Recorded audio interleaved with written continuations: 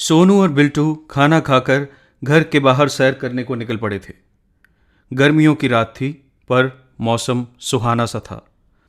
आसमान में बादल आ जाने और तेज हवा चलने से गर्मी कुछ कम हो गई थी। सोनू और बिल्टू दोनों 7वीं क्लास में एक साथ सरकारी स्कूल में पढ़ते थे, इसीलिए दोनों की अच्छी जमती थी। एक ही गली में घर और एक ही स्कूल में एक ही क्लास में साथ साथ पढ़ना, इससे अच्छा क्या हो सकता था। दोनों मस्ती में साथ साथ टहल रहे थे, तभी बिल्टू गली में एक पुराने घर के सामने पहुंचकर ठिठक गया और बोला, सोनू, क्या सारे पुराने घरों की तरह इस घर में भी कोई भूत भूतनी या चुड़ैल तो नहीं रहते? मुझे तो इस घर के सामने से गुजरने में इतना डर लगता है कि क्या कहूं। तभी सोनू बोला, नहीं यार, ये सब भूत चुड़ैल डायन बस मन का वहम है और कुछ नहीं। अगर तुझे मेरी बात का विश्वास नहीं होता तो चल, कभी जल्दी ही इस घर में घुसकर देखेंगे। नहीं यार, मुझे तो बहुत डर लगता है इन सब से, बिल्टू बोला। चलो घर वापस चलते हैं, सुबह स्कूल भी तो जाना है। बिल्टू वाकई में डर गया था। अगले दिन सोनू को बुखार आ गया था, इसलिए वो स्कूल नहीं जा पाया। बिल्टू अकेला दोपहर को स्कूल से वापस घर लौट रहा था। गर्मी की वजह से गली में कोई दिख नहीं रहा था। तभी उसने देखा कि एक औरत कुछ सामान हाथ में लिए अचानक उसके पास से गुजरी और तेजी से कदम बढ़ाते हुए उसी पुराने घर में घुस गई। बिल्टू भागकर उस घर के सामने पहुंचा, पर वो घर कल की तरह अभी भी चुपचाप था। कहीं से कोई हलचल नहीं आ रही थी। तभी बिल्टू की नज़र घर के बाहर लटकी एक रस्सी पर गई। रस्सी क्या, ये तो फांसी का कोई फंदा झूल रहा था। बिल्टू डर के मारे अपने घर की ओर भाग पड़ा। घर पहुंचकर उसने फटाफट 2 गिलास ठंडा पानी अपने हलक में डाला और बस्ता एक और रख कपड़े बदलकर खाना खाने लगा। पर अभी अभी उसने जो देखा था उससे वो काफ़ी घबरा गया था। उसने बड़ी मुश्किल से शाम होने का इंतज़ार किया और धूप ढलते ही सोनू के घर जा पहुंचा। सोनू पहले से कुछ ठीक था, पर अभी आराम ही कर रहा था। उसने दोपहर की सारी आंखों देखी सोनू से कह सुनाई। सुनते ही सोनू बड़ी जोर से हंसा और बोला, तू तो कमाल है भाई, रहा ना लल्लू का लल्लू। अरे ये भूत वूत कुछ नहीं होता। चल ऐसा करते हैं, रविवार को छुट्टी है तो दोपहर जब सब सो रहे होंगे हम दोनों उस घर में जाकर देखेंगे कि आखिर चक्कर क्या है। अगर भूत हुआ तो तू जीता, और अगर नहीं हुआ तो तेरा डर हमेशा के लिए खत्म हो जाएगा। अरे सुना है कि कभी 20-25 साल पहले उस घर में किसी औरत ने फांसी लगाकर खुद को मार लिया था। पर बिल्टू, मरने के बाद कोई वापस नहीं आता। जब से वो मरी तब से इस घर के लोग यहां से चले गए। मुझे तो मेरे पापा ने इतना ही बताया है और समझाया है कि डरने की कोई ज़रूरत नहीं है। अभी 5 साल पहले ही मेरी दादी भगवान के पास चली गई, पर वो तो कभी वापस नहीं आई। मैं तेरा दोस्त हूं, तेरे मन से आत्माओं का वहम निकाल कर रहूंगा। बोल क्या कहता है। पहले तो बिल्टू आनाकानी करता रहा, पर जब सोनू ने काफ़ी देर उसका मजाक बनाया तो वो भी तैयार हो गया कि इस रविवार या इस पार या उस पार। इस तरह सोनू से मिलकर बिल्टू वापस लौट आया और लगातार सोचता रहा। वो इतना परेशान हो गया कि उसे रात में भी ठीक से नींद नहीं आ रही थी। और आज तो अभी बुधवार ही था, पूरे 3 दिन थे अभी रविवार आने में। खैर, रविवार तक सोनू पूरी तरह ठीक हो गया था। दोनों सुबह गली में मिले और दोपहर का पूरा प्लान बना लिया। जैसे ही 2 बजे के करीब पूरी कॉलोनी आराम कर रही थी, वो दोनों चुपचाप निकलकर उस भूतिया घर के सामने पहुंचे। घर के आंगन में बहुत सारा कचरा जमा था। पुरानी कटी फटी पतंगे, प्लास्टिक के अंडे, रबड़ की बॉलें, घर की दीवारों से गिरती पपड़ी, ईंटें और सीमेंट। एक बड़ा सा कूड़ेदान लग रहा था उस घर का आंगन। हालत ऐसी थी कि वो घर कम और कोई सूखा नाला ज़्यादा लग रहा था। आंगन में लगे गमलों में लगे पौधे बरसों पहले सूख चुके थे। फर्श पर मिट्टी और कूड़े की सख्त परत बन चुकी थी। कितना आसान है एक वीरान पड़े घर को कूड़ेदान बना देना। सिर्फ एक पल के आलस की वजह से जिस कूड़े को कूड़ेदान में होना चाहिए वो सड़कों पर, सुनसान घरों में और यहाँ वहाँ फैला रहता है। जाने कितने जन्म लगेंगे हमें आदमी से इंसान बनने में। कैसे जिंदगी भर आदमी दौड़ दौड़ कर तिनका तिनका जोड़कर घोंसला बनाता है और फिर उसे एक दिन ऐसे छोड़ जाता है जैसे कि कभी उसका था ही नहीं। जिंदगी जोड़ती रहती है और मौत एक पल में उस सारे जोड़ में से आदमी को घटाकर सब बदल देती है। इतने अंडे और बॉलें देखकर बिल्टू पागलों की तरह उन्हें एक कोने में जमा करने लगा। अरे देख सोनू, मुझे लगता है अगले 2 महीने तक हमें अंडे और बॉलें नहीं खरीदनी पड़ेंगी। भाई, जिस काम को आया है वो कर। ये अंडे और बॉलें हम जाते हुए ले जाएंगे। चल अंदर चलें। सोनू ने झल्लाते हुए बिल्टू को कहा और दोनों अंदर घुसने के लिए सामने लगे लोहे के दरवाजे को खोलने लगे। बरसों से किसी सोए आदमी की पलकों की तरह उस घर का लोहे का दरवाजा जाम था। पर अभी कुछ दिन पहले ही तो बिल्टू ने उस औरत को यह दरवाजा खोलते देखा था। उन्होंने काफी कोशिश की पर दरवाजा नहीं खुला। तंग आकर दोनों वापस लौटने के लिए मुड़े ही थे कि तभी दरवाजा अपने आप खुल गया। बिल्टू काफी डर गया था। सोनू ने फिर से उसे समझाया कि अरे पागल, हमारे इतनी देर कोशिश करने के बाद ही यह खुला है, ऐसे अपने आप कुछ नहीं होता, समझा। बिल्टू परेशानी में था, पर अब सोनू पहले ही उसका इतना मजाक बना चुका था कि वो अपनी और बेइज्जती करवाने को तैयार नहीं था। और कितना बुरा होता अगर सोनू स्कूल में सबको बता देता कि बिल्टू कितना डरपोक है। न चाहते हुए भी बिल्टू सोनू की बात मानने को मजबूर था। अच्छा ठीक है, पहले तू अंदर जा और अगर सब ठीक हो तो मुझे भी आवाज दे दियो। सोनू अपने कंधे उचकाता हुआ बोला, ठीक है डरपोक, तू मेरे पीछे आ जा। और सोनू बेधड़क सीधा उस घर में घुस गया। सामने एक सोफा रखा था जो वक्त की बेरहमी से लगभग शहीद हो चुका था। फटी हुई रैक्सीन में से जंग लगे पुराने स्प्रिंग झांक रहे थे। सोनू ने पास पड़ा एक लकड़ी का फट्टा उठाकर बूढ़े जख्मी सोफे पर रखा और फट्टा झाड़कर उस पर बैठ गया और चिल्लाते हुए बोला, अरे डरपोक, आजा, कुछ नहीं है, देख सब ठीक है, आजा अंदर आजा। कई सालों बाद खुलने की वजह से कमरे में काफी बदबू थी, पर साथ ही बिल्टू सोच रहा था कि अगर गलती से कोई भूत दिख गया तो डर तो बहुत लगेगा, पर सोनू को गलत बताने का मौका मिल जाएगा और फिर वो भी बिल्टू को डरपोक नहीं समझदार समझेगा। सोनू की आवाज सुन बिल्टू हिम्मत जुटाकर अंदर घुसा और सोनू के साथ उस फट्टे पर बैठ गया। सामने एक पुराना शोकेस था जिसमें कुछ पुरानी मूर्तियां, फोटो और खिलौने रखे थे। बिल्टू बड़ी हैरानी से उस सारे सामान को देख रहा था। तभी एक औरत की आवाज आई, पानी पियोगे? बिल्टू बुरी तरह डर गया और सोनू से बोला, सोनू, इस तरह की बेकार आवाजें निकालकर मुझे डराना बंद कर, वरना मैं वापस जा रहा हूं। पर मैं तो कुछ बोला ही नहीं। मैं जानता हूं तू मुझे डराने के लिए और इस घर से बाहर निकलने के लिए ही ऐसा कर रहा है। चल अब चलकर दूसरा कमरा और रसोई भी देख ले ताकि तेरी तसल्ली हो जाए कि भूत वूत कुछ नहीं होता। सोनू ने जवाब दिया। इसके साथ ही दोनों एक दूसरे के पीछे चलते हुए बेडरूम में घुस गए। पर यह क्या, ये तो एकदम साफ लग रहा था जैसे कि अभी किसी ने अपने हाथों से इसे साफ किया हो।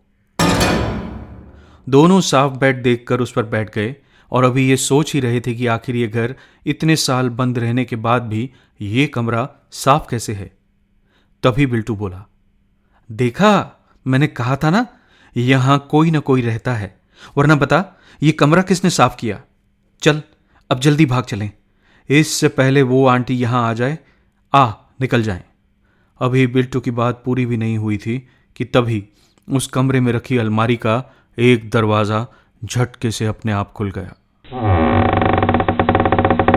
अलमारी का दरवाजा खुलने की आवाज से सोनू भागकर घर के बाहर निकल गया और चिल्लाने लगा, चल बिल्टू, भाग भाग बिल्टू, तू सही था, इस घर में तो कोई जरूर है। बिल्टू पागलों की तरह चिल्ला रहा था, पर उस भरी दोपहरी में आदमी तो क्या, शायद कोई आत्मा भी बाहर नहीं थी। न तो बाहर किसी ने सोनू की आवाज सुनी और न ही अंदर से बिल्टू ने कोई जवाब दिया। बिल्टू को डरपोक बताने वाला सोनू बड़ी मुश्किल से हिम्मत जुटाकर वापस घर में घुसा और बिल्टू को आवाज लगाने लगा, बिल्टू, बिल्टू, बाहर आजा भाई, मुझे भी डर लग रहा है अब तो। पर बिल्टू ने कोई जवाब नहीं दिया। 2-3 मिनट वैसे ही इंतजार करने के बाद सोनू बेडरूम में घुसा तो उसका खून जम गया। बेडरूम की छत से बिल्टू उल्टा लटका सोनू को घूर रहा था। कमरा पहले जैसा साफ नहीं बल्कि घर के बाकी हिस्सों की तरह एकदम गंदा था। कमरे में भयानक बदबू फैल गई थी। सोनू के लिए वहां रुकना बहुत मुश्किल था। इधर बिल्टू पागल सा हो गया था और गले से अजीब अजीब सी आवाजें निकाल रहा था। बीच बीच में तो वो एक औरत की आवाज में भी बोल रहा था। सोनू इस खौफनाक मंजर को देखते ही बेहोश हो गया।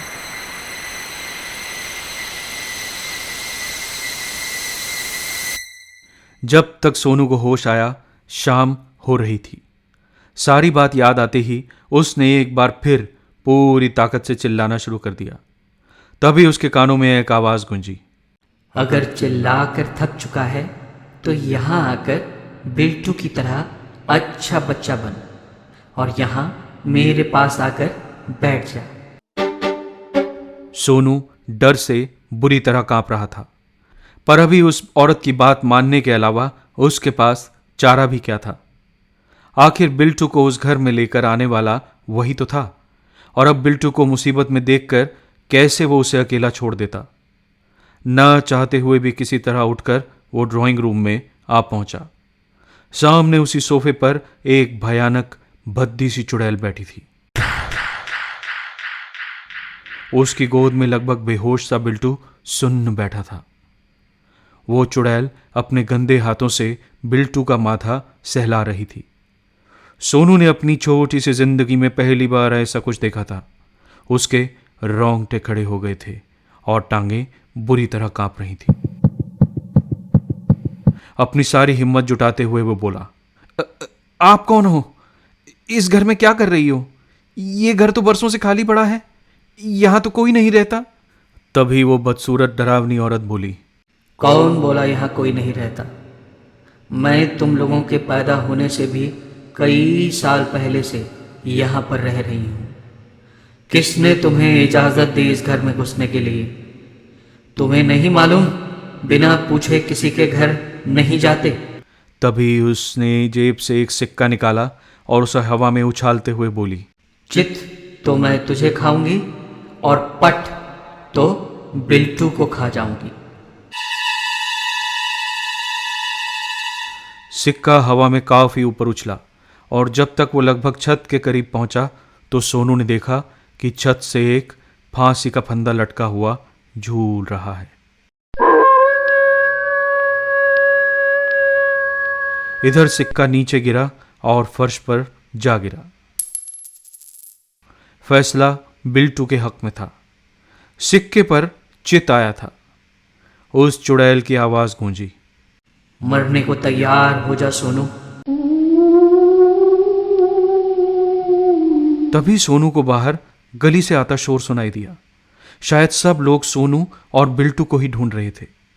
सोनू को लगा यह अच्छा मौका है अपनी जान बचाने का, और उसने मदद के लिए पूरी ताकत से चिल्लाने की कोशिश की, पर उसके गले से कोई आवाज नहीं निकली। उसने देखा चुड़ैल अपना हाथ हवा में लहराकर कुछ बोल रही थी, और शायद उसी वजह से सोनू किसी मोम के पुतले की तरह जम चुका था।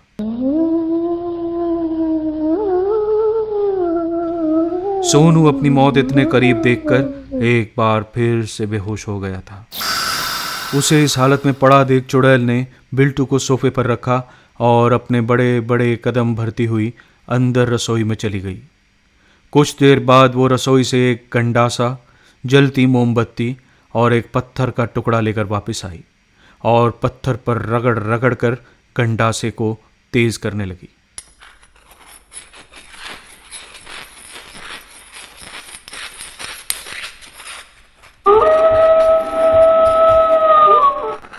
लोहे का जंग खाया गंडासा भी शायद बरसों से बेकार पड़ा था। वो कुछ बुदबुदाती हुई गंडासा रगड़ रही थी और उस अंधेरे कमरे में गंडासे और पत्थर के रगड़ खाने से निकलती चिंगारियां कमरे के माहौल को और डरावना बना रही थी। सोनू समझ चुका था कि अब चीखना बेकार है। कुछ पल बाद उसे लगा जैसे वो चुड़ैल और बड़ी हो गई है। उसका शरीर पहले से बड़ा और भारी लग रहा था। तभी वो तेज धार गंडासा लेकर खड़ी हुई और गायब हो गई। अभी सोनू सोच ही रहा था कि वो क्या करे कि वो तभी वापस प्रकट हुई और कहने लगी, मैं बाहर देखने गई थी, गली में अब कोई नहीं है। सब तुम्हें ढूंढ ढूंढ कर थक कर वापस जा चुके हैं और तुम दोनों के घरों में जमा है। सोनू ने डर के मारे अपनी आंखें बंद कर लीं। कुछ देर बाद किसी के कुछ चबाए जाने की आवाज़ से उसकी आंखें खुली तो उसने देखा सामने फर्श पर बिल्टू के टुकड़े पड़े थे और वो चुड़ैल उसकी खोपड़ी में से आंखें निकालकर खा रही थी।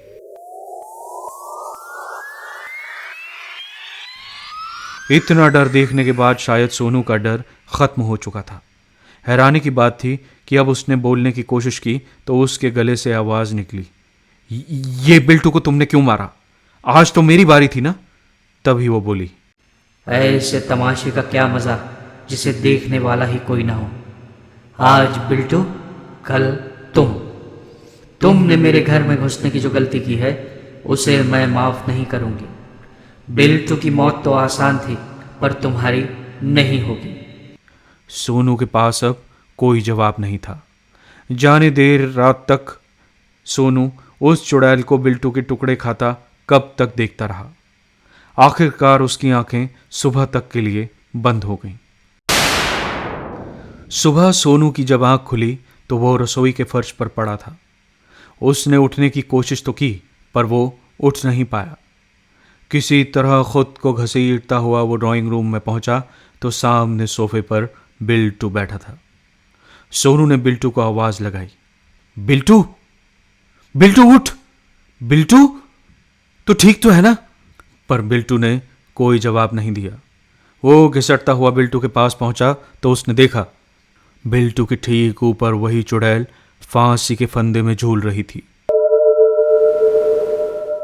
उसी तरह फांसी लगे लगे उस चुड़ैल ने आवाज लगाई, बिल्टू,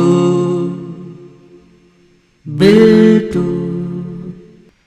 और तभी बिल्टू के जबड़े खुलने शुरू हो गए।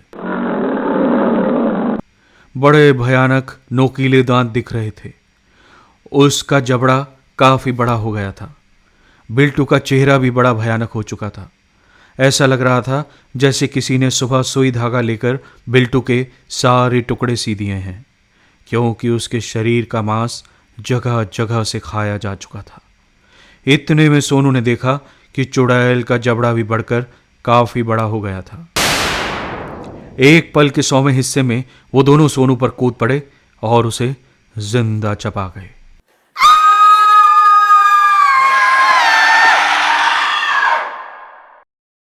तब से आज तक किसी ने सोनू और बिल्टू को नहीं देखा।